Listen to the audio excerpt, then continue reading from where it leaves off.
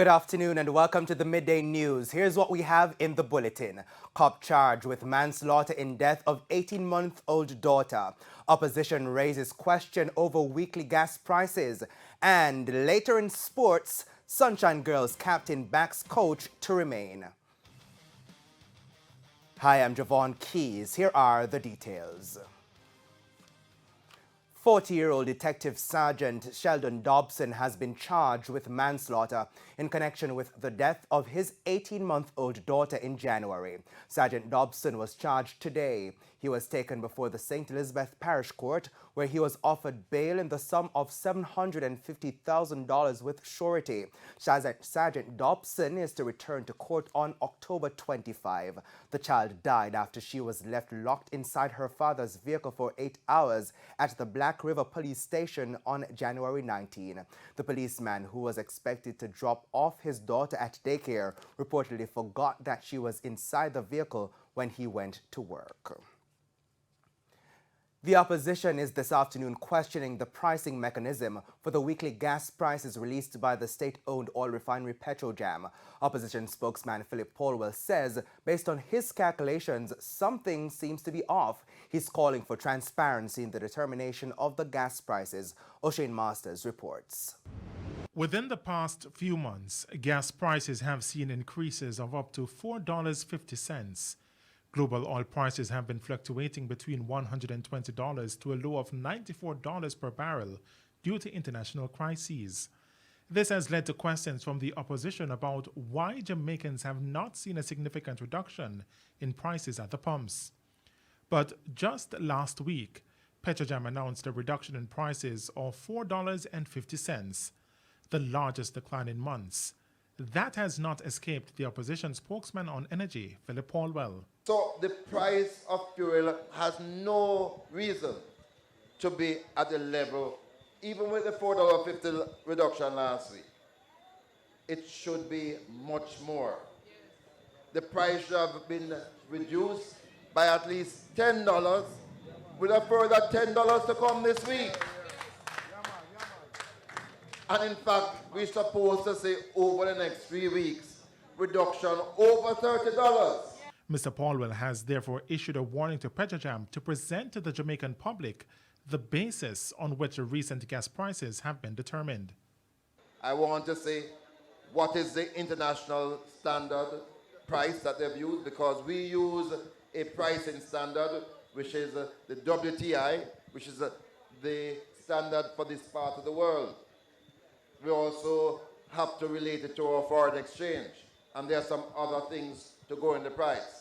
I think we need to see the details now, because there was a time when you put $1 on the price of fuel, the whole country go up in smoke. We don't want that at all. We are a responsible. He says transparency is utmost to prevent any upheaval in the country. Over the last 2 months, there have been numerous protests in a number of countries over gas prices. Mr. Polwell was speaking at the St. James West Central PNP Constituency Conference at the Granville Primary and Junior High on the weekend. O'Shane Masters, TVJ News. A fire destroyed an auto parts building at Poorman's Corner in Morant Bay, St. Thomas, Sunday night. It's understood that close to 8 p.m., fire was seen coming from the building and the fire brigade was alerted. It took 6 trucks from the Morant Bay fire station to control the blaze. One of the firemen explained the reason for the difficulty in putting out the fire.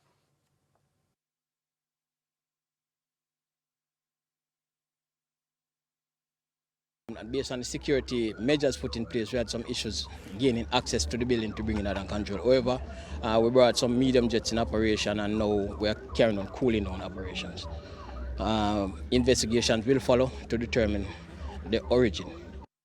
Nothing was saved. It's also understood that the building was not insured. In light of the recent devastation, residents are renewing calls for working fire hydrants.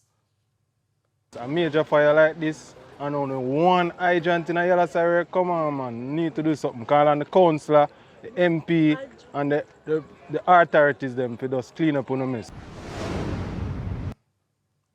Commentators are this afternoon reacting to the results of the latest RJ Aglina Don Anderson poll, which sought to gauge the confidence level of Jamaicans in the National Security Minister and the Police Commissioner. Social commentator Damian Gordon says the people are growing impatient with the country's lead crime fighters. Sandy Williams reports.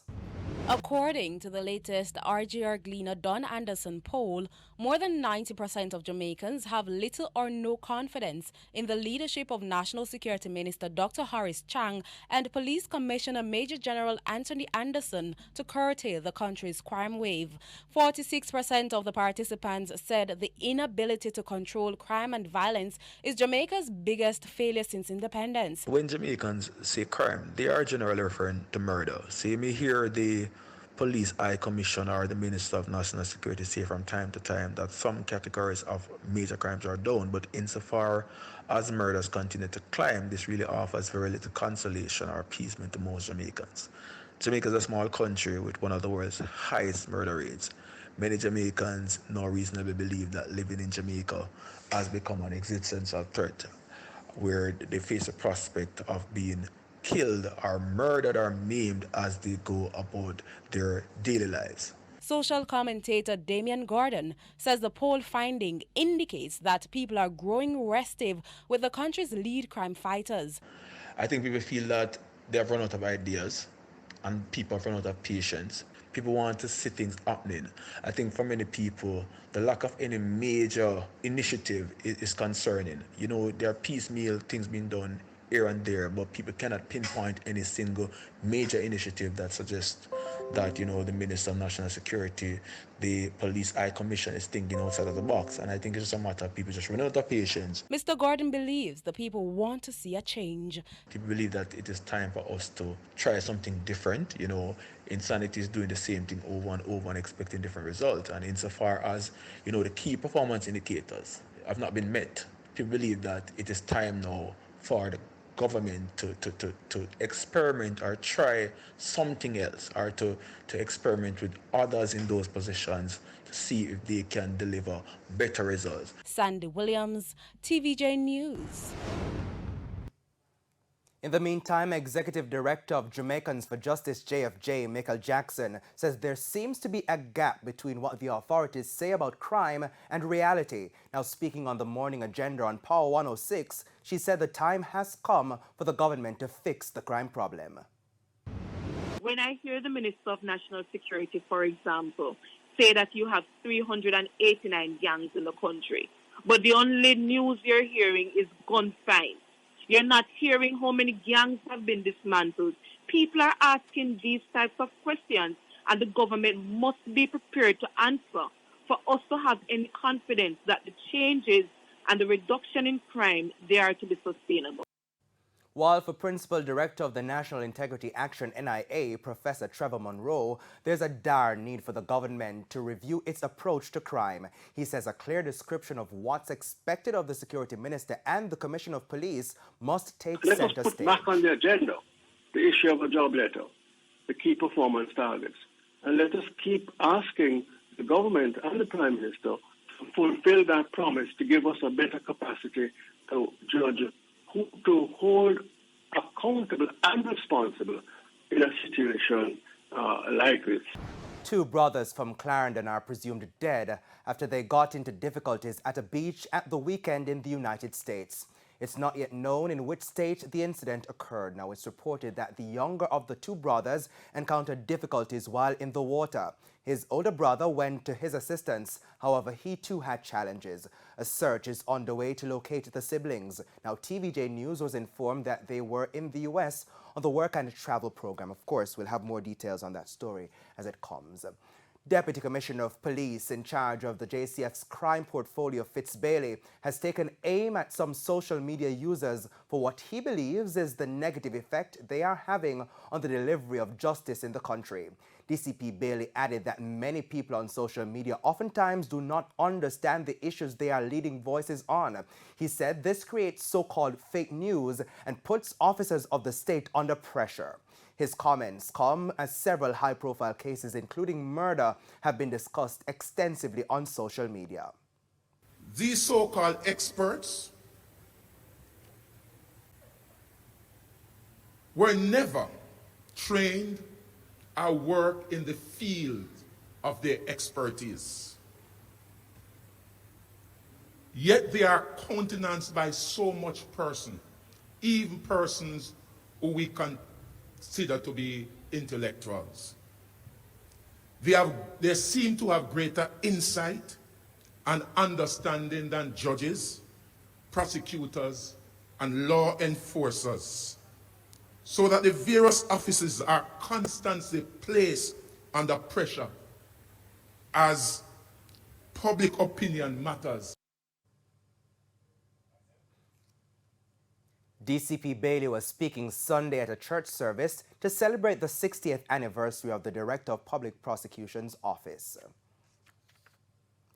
Prime Minister Andrew Holness says the authorities will focus more attention on motorcyclists as they try to restore order on the nation's streets and limit noise pollution in communities and town centers.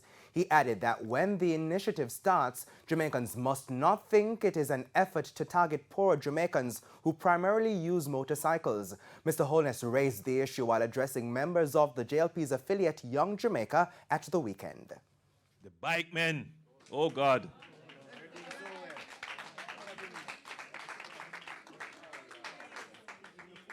There is a cultural reinforcement. Young poor people bike. And we are trying to deprive them of this. Not realizing that that's not what we're trying to do, man. Get some sense into your head. We're trying to save you. Nobody's saying that you can't ride bike, but ride the bike with your helmet. Is the bike any faster if it is louder?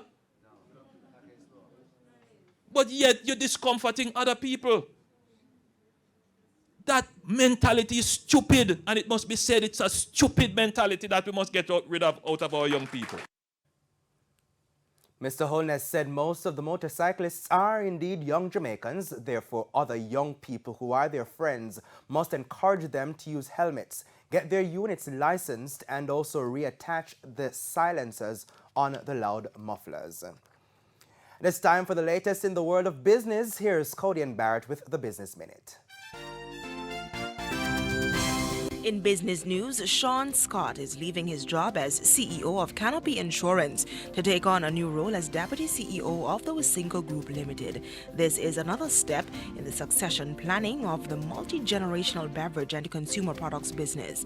Scott will take up the newly created position on August 24.